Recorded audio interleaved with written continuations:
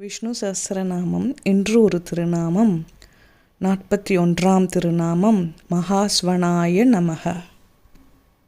வைசம்பாயனர் என்னும் ரிஷி ஒரு நாள் அதிகாலை தன் படுக்கையை விட்டு எழுந்தார். இருட்டில் கொல்லைப்புறம் நோக்கி செல்லும்போது எதையோ அல்லது யாரையோ மிதிப்பது போல உணர்ந்தார். அம்மா என்று ஒலி எழுந்தது. அவ்வொலியை கேட்டு அவரது சீடர்கள் விழித்து கொண்டார்கள். விளக்கை ஏற்றினார்கள். வைசம்பாயனரின் காலால் கழுத்தில் மிதிப்பட்டு அவரது தங்கை மகன் இறந்து கிடந்தான்.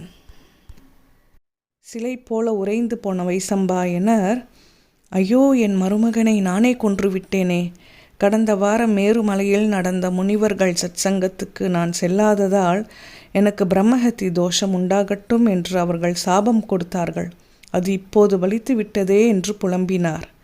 பிறகு தன் சீடர்களை அழைத்து, எனக்கு ஏற்பட்ட இந்த பிரம்மஹத்தி தோஷம் நீங்குவதற்காக நீங்கள் அனைவரும் இணைந்து பிராயசித்த யாகம் செய்ய வேண்டும் என்றார்.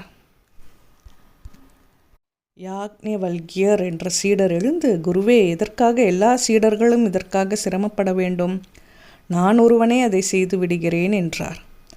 சகமானாக்கர்கள் சிரமப்பட வேண்டாம் என்பதற்காகவே அவர் அவ்வாறு கூறினாரே தவிர அவர்களை குறைத்து மதிப்பிடும் எண்ணத்திலோ தற்பெருமையாலோ அல்ல. இதை உணராத வைசம்பாயனர், உன்னுடைய அணுகுமுறை எனக்கு பிடிக்கவில்லை. குரு ஒரு ஆணையிட்டால் அதை மீறி இவ்வாறு பேசலாகுமா? நான் சொன்னதை செய் என்று கோபத்துடன் கூறினார்.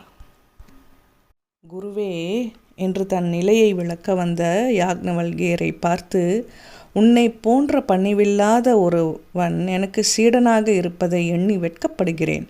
இத்தகைய சீடர்கள் எனக்கு தேவையில்லை என்றார். சீடன் என்ன சொல்ல வருகிறான் என்று கேட்காமலேயே கோபம் கொள்ளும் குரு, எனக்கும் தேவையில்லை என்று சொல்லிவிட்டு யாக்ஞவல்கியர் குருகுலத்திலிருந்து புறப்பட்டார். நீ போகலாம், ஆனால் போகும் முன் இதுவரை என்னிடம் கற்ற வேதத்தை என்னிடம் திருப்பி தந்துவிட்டு செல் என்றார் வைசம்பாயனர். இதோ என்று சொன்ன யாக்ஞவல்கியர் தான் அதுவரை கற்ற வேதத்தை அப்படியே உமிழ்ந்து விட்டார். இனி இந்த வேதத்தை நான் என் வாயால் சொல்ல மாட்டேன் என்று சொல்லிவிட்டு புறப்பட்டார். தனிமையான ஒரு குகைக்கு சென்ற யாக்ஞவல்கியர் தன் தந்தை தனக்கு உபதேசித்த காயத்ரி மந்திரத்தை ஜபித்தார். சூரியனுக்கு மத்தியில் உள்ளவரும் வேத ஒளிகளையே தன் திருமேனியாக கொண்டவரும் வேதங்களுக்கெல்லாம் ஆதியாக இருப்பவருமான ஐகிரீவ பெருமாளை தியானித்தார். குதிரை வடிவினரான ஐகிரீவ பெருமாள் அவருக்கு காட்சி தந்தார். அவரை பார்த்து கனைத்தார். அந்த கனைப்பு ஒளியிலிருந்து சுக்லயக்ஞூர் வேதம் என்ற புதிய வேதத்தையே உருவாக்கினார் யாக்ஞவல்கியர். அதுவரை யாக்ஞவல்கியரின் குருவான வைசம்பாயனர் சொல்லி வந்தது கிருஷ்ண யஜுர் வேதமாகும்.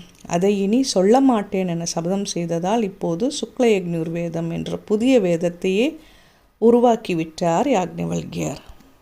இப்படி தன்னுடைய கனைப்பு ஒளியினுள்ளே வேத மந்திரங்களை பொதித்து வைத்திருக்கும் ஐகிரீவ பெருமாள் மகாஸ்வனக என்று அழைக்கப்படுகிறார்.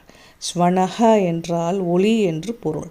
வேத ஒளிகளை தன்னுள் ஒளித்து வைத்துள்ள ஒளிமிக்க திருமேனியை உடைய ஐகிரீவரை தியானித்தபடி மகாஸ்வனாய நமக என்று தினமும் ஜபித்து வரும் மாணவ மாணவிகள் பரிமுகப் பெருமாளின் பரமானுகிரகத்துக்கு பாத்திரமாகி கல்வியில் சிறந்து விளங்குவார்கள். நன்றி. டாக்டர் உ. வெங்கடேஷ் அவர்கள். நேசமுடன் விஜயராகவன் அவர்கள்.